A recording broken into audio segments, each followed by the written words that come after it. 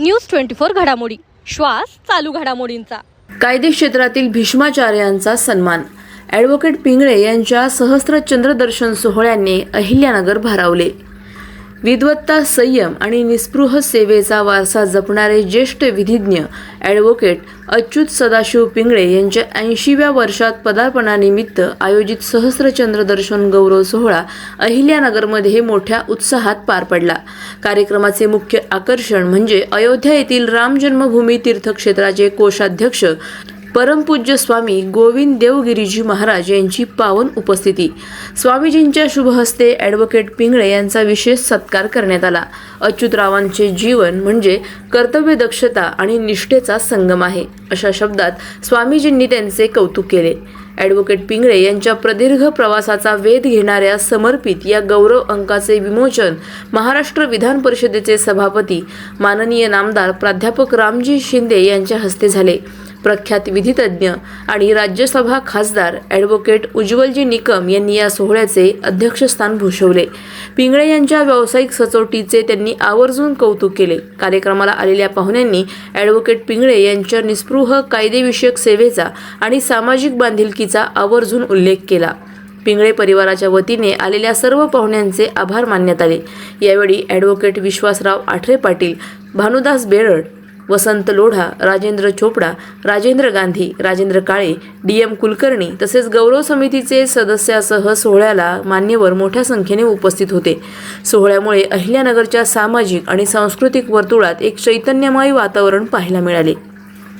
प्रतिनिधी स्वामी गोसावी, न्यूज 24 घडामोडी, अहिल्यानगर। उत्तर देत असताना जे भाषण केलं, मला वाटतं सभागृहातील 80% लोकांना या अहिल्यानगर जिल्ह्याची आणि या माहितीची माहिती नाही असा माझा विश्वास आहे। कारण सहस्र चंद्रदर्शन 80 वर्ष पूर्ण झाल्याच्या नंतर 80 वर्षापूर्वी आणि त्या कालखंडामध्ये आपल्या अहिल्यानगरची काय स्थिती होती त्यांनी हुबेहूब आपल्या समोर चित्र उभा केलं। त्यावेळेस आपल्या सर्वांच्या ज्ञानात अधिकची भर पडली। निश्चितच त्यांचं अभिष्टचिंतन सोहळा, सहस्र चंद्रदर्शन सोहळा आणि समर्पित या गौरव अंकाचं खऱ्या अर्थानं आपल्या सर्वांच्या उपस्थितीमध्ये हा सोहळा होत आहे। लिहिणाऱ्यांचं त्याचबरोबर ह्या सहस्र चंद्रदर्शन समितीचं, देणगीदारांचं, वर्गणीदारांचं, सगळ्यांचं मी मनपूर्वक अभिनंदन करतो, कौतुक करतो की अशा एका चांगल्या प्रसंगाची अहिल्यानगर जिल्ह्याच्या लोकांना आपण आपल्या या कार्यकर्तृत्वातून एका चांगल्या ध्येयनिष्ठ, त्याचबरोबर निश्चित स्वरूपामध्ये राष्ट्रनिष्ठ, संघटनात्मक बांधिलकी आणि कुठल्याही एखाद्या मुद्द्यावरती कधी कॉम्प्रोमाइज करायचं नाही अशा एका व्यक्तिमत्वाचा हा सत्कार आणि सन्मान सोहळा करण्यात आला। त्याबद्दल मी प्रथमतः आपल्या सर्वांचं, या टीमचं मनापासून आभार मानतो, कौतुक करतो आणि त्यांना अभिष्टचिंतन सोहळ्याच्या निमित्तानं मनपूर्वक अशा शुभेच्छा व्यक्त करतो। मला एक गोष्ट त्यांच्यातली भावली, अनेक वक्त्यांनी त्यांचा अर्बन बँकेच्या लढ्याचा उल्लेख केला, पण मी त्या लढ्याला फारसं महत्त्व देत नाही। मी महत्त्व त्यातील एका गोष्टीला देतो, त्यांनी ज्यांच्याशी लढा दिला ती व्यक्ती सत्तास्थानी होती, सत्ताधीश होती। पक्षाचं दडपण असून देखील मला कल्पना आहे की एखाद्या पक्ष नेतृत्वावरती कार्यकर्त्याने टीका केली तर पक्ष नेतृत्वाला फारसं आवडत नाही, रुचत नाही। परंतु असं असताना देखील अशा विषम परिस्थितीमध्ये अच्युतराव काकांनी लिहिलं, लढाई केली, कोणाला जामीन मिळू दिला नाही। परिणाम काय झालं की जो कोणी या अर्बन बँकेमध्ये जो सत्ताधीश होता त्याला शेवटी पाय उतारवावं लागलं। हे सांगण्याचं तात्पर्य असं की यांच्या जे धाडस आहेत, हे धाडस आणि तळमळ, सामान्य माणसाची तळमळ ही फार मोठी वाखाणण्यासारखी आहे। अशी माणसं गुलबकावलीच्या फुलापेक्षाही दुर्मिळ असतात, ज्यांनी आयुष्यामध्ये कधी पैशाला महत्त्व दिलं नाही, ज्यांनी आयुष्यामध्ये सत्ता स्थापनेसाठी आता मगाशी आपल्या शिंदे साहेबांनी सांगितलं की जिथे आता पक्ष आल्यामुळे सगळे पक्ष नेतृत्वाकडे म्हणतात आणि आम्ही त्यातलेच आहोत हा दावा करतात. पण तसं कुठेही अच्युतराव काकांनी केलं नाही. त्यांनी आयुष्यात कधी पैशाला महत्त्व दिलं नाही, कारण त्यांना कल्पना होती की पैशाची श्रीमंती आळवावरच्या पाण्यासारखी असते, केव्हा निखळून पडेल याचा नेम नाही. परंतु मनाची श्रीमंती ही मोतीहून मनाच्या शिंपल्यात कायम टिकणारी असते. आणि ही मनाची श्रीमंती काका तुमच्याकडे आहे, म्हणून आज अहिल्यानगरचा प्रत्येक नागरिक तुम्हाला वंदन करतो. येथे अनेक विचाराचे लोक असतील, जरूर नाही की आज इथे या ऑडिटोरियममध्ये फक्त भाजप किंवा संघाचीच लोक असतील, अनेक विचाराचे असतील. माझ्यासारखा विचार करणारा जर मनुष्य असेल तो मी कधीही कुठेही पक्ष बघत नसतो. मी काय बघत असतो की गुन्हा कोणी केला आहे आणि तो गुन्हेगार आहे. आज माझ्या अनुकूलतेला बघून आपण लोकांनी हा उपक्रम ठेवला, हा कार्यक्रम ठेवला, याबद्दल फार फार आभार. पण अशा प्रकारचे कार्यक्रम आपल्याला सातत्यानं करत राहिलं पाहिजे. हा कार्यक्रम आटोपून अच्युत काकांचं काम संपत नाही आहे, तर हा केवळ स्वल्प विराम आहे. याच्या पुढे आपल्याला पुष्कळ काम आणखी करायचं आहे. कारण वेदांनी सांगितलं आहे, शतायुर्वै पुरुषः, 100 वर्षपर्यंत न थकता ज्याला काम करता येतं त्याला आम्ही वैदिक म्हणतो, लक्षात ठेवा. 100 वर्षपर्यंत ज्याला न थकता काम करता येतं तो खरा वैदिक आहे. आणि आमचे अच्युत काका खरे वैदिक आहेतच. वेदांच्या धारणेमध्ये, संघाच्या शिस्तीमध्ये ते वाढलेले आहे. भगवद्गीतेचे ते प्रचारक आहेत. आणि त्यामुळे या सगळ्या जीवनमूल्यांचा समावेश आपल्या जीवनामध्ये कसा होईल. अरे गीता शिकवणं म्हणजे काय आहे? Day by day, in every way I shall become better and better. भक्ती म्हणजे तरी काय? It's a continuous process of betterment. आपलं जीवन अधिकाधिक उज्ज्वल होत जावं, उदात्त होत जावं आणि ते अधिकाधिक लोकांना उपयोगी होत जावं, याच्यामध्ये आपल्या जीवनाची सार्थकता आहे. काका, काही संकटं निवडली असली तरी सगळी संकटं संपलेली नाही आहेत. अजून आपल्या देशावरती, संस्कृतीवरती अनेक प्रकारची संकटं घोंगावत आहेत. आणि ती केवळ सीमेवरती नाही आहेत, सीमेच्या बाहेर नाही आहेत, अंतर्गत पण फार आहेत. आणि ती सगळ्या क्षेत्रांच्या मध्ये आहेत. आणि अनेक प्रकारचे रावण अशा प्रकारच्या या संकटांना आपल्यावरती आणून या हिंदुत्वाच्या चौखूर धावणाऱ्या या अश्वाला रोखण्याचा प्रयत्न करतायत. आणि त्याकरता आपल्याला पुन्हा त्या जिद्दीनं आपलं काम केलं पाहिजे. अजिबात घरी बसता कामा नये. आता सांगितलं वहिनींचा त्या विश्वातले सर्व उत्तम विचार आम्हा सर्वांकडे येवोत, अशा प्रकारची प्रार्थना ऋग्वेदांच्या ऋचामध्ये अनेक आहेत. आज हा जो गौरव सोहळा होतोय, खरं म्हणजे नगर जिल्ह्यामध्ये 2 पोळे होतात. एक श्रावणी पोळा होतो नगरच्या उत्तर भागामध्ये, आणि दक्षिणेच्या भागामध्ये भाद्रपदी पोळा होतो. आज वैशाखातला पोळा आज होतोय.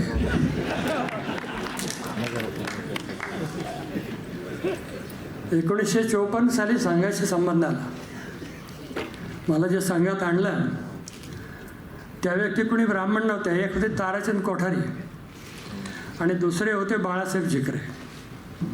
ह्या दोघांची जात कोणती होती मला कधी अद्यापपर्यंत समजलेलं नाही. म्हणजे संघ हा ब्राह्मणांचा आहे हे मुळातच चुकीचं आहे. नगर जिल्ह्यामध्ये संघाची स्थापना करण्याकरता डॉक्टर हेडगेवारांनी डॉक्टर मोरेंना एक नगरच्या आयुर्वेद कॉलेजमध्ये शिकायला पाठवलं होतं. 36-37 सालातली गोष्ट असेल किंवा त्याच्या नंतरची गोष्ट असेल. पण डॉक्टर मोरेंनी नगर जिल्ह्यामध्ये संघ रुजवला. त्या संघ रुजवण्यामध्ये पहिले कार्यकर्ते संघ स्वयंसेवक जे होते त्याच्यामध्ये बाबासाहेब मुर्टेकर म्हणजे वामन प्रल्हाद मुर्टेकर होते. आणि त्यांच्या शेजारीच मी राहत होतो. भारतीय जनता पक्षाचं काम कसं माझ्या सुरू झालं मला समजलं नाही. खेळाची आवड असल्यामुळे सेवा दलाच्या शाखेत जायचो, संघाच्या शाखेत जायचो. त्या खेळण्याच्या नादातून अनेक मित्र जोडले गेले जे पुढं गुरुस्थानीसुद्धा आले. त्याच्यापैकी आज एक CA अशोक गुर्जर म्हणून जे आहेत माझे मित्र, हे जवळ 60-61 साली माझे मित्र झालेले आहेत. आणि त्याच्या अगोदरचे जे काही मित्र आहेत ते आता काही शिल्लक राहिलेले नाहीत, ते स्वर्गवासी झालेले आहेत. काम करत असताना ज्या काही गोष्टी निर्माण झाल्या त्याच्यापैकी जनसंघाचं काम करत असताना जनसंघाचं कार्यालय जे होतं एका खणामध्ये होतं. दाराचौधरी विद्यालयाच्या शेजारी मच्छिंद्र भुवन नावाचं एक हॉटेल होतं, त्याच्यावर एक खणाची खोली होती, तिथे जनसंघाचं कार्यालय असायचं. त्या कार्यालयामध्ये श्यामाप्रसाद मुखर्जी, राणा प्रताप, छत्रपती शिवाजी महाराज आणि भारतमातेचं तैलचित्र असायचं. आणि जनसंघाची जी खूण होती दिव्याची, त्या दिव्याची एक खूण मोठी तिथं कटआउट तिथं असायचं. हे सगळे ज्या वेळेला सभा असायची त्यावेळेला ते सभास्थानी नेण्याचं काम मी त्यावेळेला करीत असे. आणि त्याच वेळेला सूर्यवंशी वाढणे 1955-56 साली त्यांना पूर्ण वेळ काम करण्याकरता जनसंघाने ते पाठवलेलं होतं. ते सुद्धा नगरमध्ये ते दौरा करत असताना ते बातम्या पाठवायचे. त्या बातम्या कोणत्या तारखेला येणार याच्या अगोदर ते पत्र पाठवून कळत असत. आणि ते पत्र मिळाल्यानंतर आम्ही स्टँडवर जाऊन त्या ड्रायव्हरकडून ते बातम्या घ्यायचं आणि वर्तमानपत्रात देत असतो. हा सगळा पूर्वीचा इतिहास आहे. तथापि जनसंघाचे विलिनीकरण जनता पार्टीत झाल्यानंतर जनता पक्षाची जी खूण होती दिव्याची, ती दिव्याची खूण त्यामध्ये मर्ज झाली. त्याच्या वेदना फार झालेल्या आहेत. कारण दिव्याची ज्योत जी आहे ती दिव्याची ज्योत एक अंधार जरी किती अंधार जरी असला तर एक समयची ज्योत त्या अंधाराशी झगडत असते. त्या प्रकारचं ते चिन्ह होतं, एक प्रकाश देणारं चिन्ह होतं. आणि आज आपण असं पाहतोय की बऱ्याच ठिकाणी अंधार झालेला आहे. कोण लोकप्रतिनिधी जे वर्तमानपत्रातून बोलत आहेत आणि दूरदर्शनवर भाषणं करतायत बोलत आहेत, यामध्ये माझ्यासारखा माणूस व्यथित होतो. व्यथित होण्याचं कारण असं आहे की आपण काय करतो हेच नेमकं त्या लोकांना समजत नाही. एका महाभागाने असं म्हटलं की ब्राह्मण लोक काय करतात, ते पूजा करत असताना किंवा मंत्र म्हणत असताना मम भार्या समर्पितं, याचा अर्थ तरी त्या माणसाला माहिती आहे का नाही. अशा प्रकारची माणसं जर या समाजात निर्माण होत असतील तर त्याच्या वेदना समाजाला होण्याची आवश्यकता आहे आणि त्या समाजाने त्याच्या विरोधात उभं राहण्याची गरज आहे. अर्बन बँकेचा विषय जो आला, त्या अर्बन बँकेच्या विषयामध्ये 2008 साली कोर्टाच्या कामामध्ये मी खाली गेलेलो असताना माझ्या टेबलवर एक कागदाचा बंडल आलेला होता आणि मी तो संध्याकाळी 5:30 नंतर वाचत बसलो चेंबरमध्येच. आणि त्या चेंबरमध्ये वाचत असताना लक्षात आलं की हा माझ्याच माणसाने केलेला हा घोटाळा आहे. ज्या माणसाला मी पक्षात आणलं, ज्या माणसाला मी वाढवलं, ज्या माणसाला संधी दिली, उपनगराध्यक्ष केलं, बँकेमध्ये पाठवण्याकरता प्रयत्न केले, खासदार केला, भाजपचं काम करायला हे केलं, त्याच माणसाने केलेले घोटाळे आहेत आणि त्याच्या विरोधात उभं कुणी राहत नाही आहे. म्हणून मला उभं राहावं लागलं की माझ्या पक्षाचा कार्यकर्ता अशा वर्तनामुळं माझ्या पक्षाचं नुकसान होऊ नये आणि त्याची वाईट प्रतिमा निर्माण होऊ नये याच्याकरता मला तो लढा उभा राहावा लागला. याच्यामध्ये साथ जी गेली, याच्यामध्ये मला जी साथ मिळाली ती राजेंद्र गांधी, लालूशेठ मध्यान, राजेंद्र चोपडा, DM कुलकर्णी, नंतर असे ती सगळी समिती जी आहे ती सगळ्यांची साथ मिळाली. हे सगळं करत असताना लक्षात असं आलं की समाजामध्ये पैसे मिळाल्यानंतर कोणालाच काही त्याची गरज वाटत नाही. आज रुपयातले 80 पैसे मिळालेले आहेत. कोणत्या आत्तापर्यंत कुठल्याही वित्तीय संस्थेतून पैसे मिळालेले नाहीत लोकांना. असं असताना आमच्या मनामध्ये ईर्ष्या आहे. काम करत असताना ईर्ष्या अशी आहे की ती बँक परत आम्हाला चालू करायची आणि त्याच्याकरता आपल्या सगळ्यांचा सहभाग आवश्यक आहे. एखादा बेल ॲप्लिकेशन कोर्टात आल्यानंतर त्याच्याबद्दलचे कागदपत्र फॉरेन्सिक ऑडिटरचा जबाब आणि त्यांनी केलेल्या कागदपत्राची छाननी राजेंद्र गांधी करत असत आणि त्याच्यामुळं आमच्या दोघांची चर्चा होऊन त्या पद्धतीचा कागद तयार करायचा. आणि लक्षात असं आलं की टायपिंगला 25 रुपये कागदाचे पडतात. ते 25 रुपये कशाला वाया घालायचे, मी हाताने त्याच्यावरचं म्हणणं तयार करत असे. आणि ते त्या दाखल करत असतील.